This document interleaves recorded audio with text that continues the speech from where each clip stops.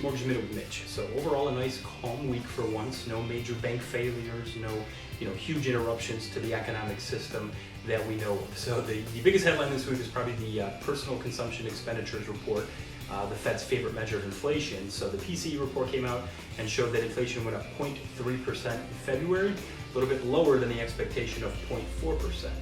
Now, year over year, we were at 5.3%, so this report brought that down to 5% even. So even though it was slightly better than expectations, wasn't really enough excitement to move the needle. So overall, good news, and actually at this point, no bad news is good news. All right, so one topic I want to keep on top of, and I've been trying my best to cover, is home values, because I know a lot of people, it's on their mind.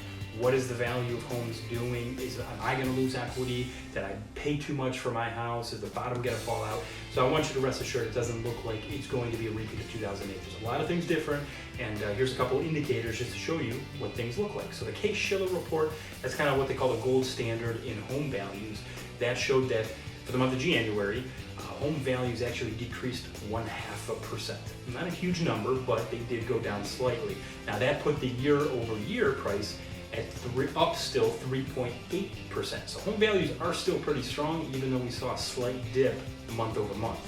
Now the Federal Housing Finance Agency comes out with a similar report. They track home values as well, but one of the main differences, they remove cash buyers and jumbo financing. So they kind of take out the big spenders and focus on just kind of us common folks, say.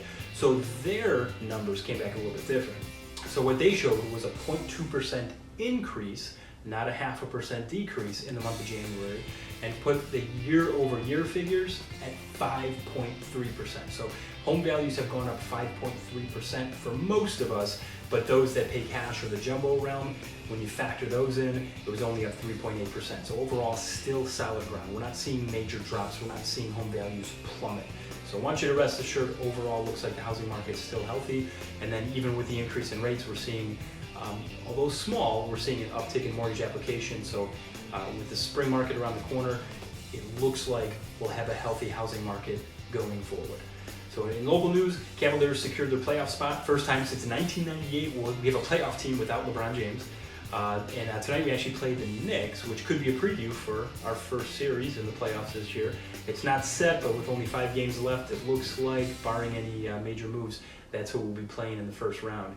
And the Guardians, unfortunately, lost a tough one last night, 3-0. The difference was a home run in the 8th inning, so hopefully we'll get in the win column tonight. It's another late one at 10-10.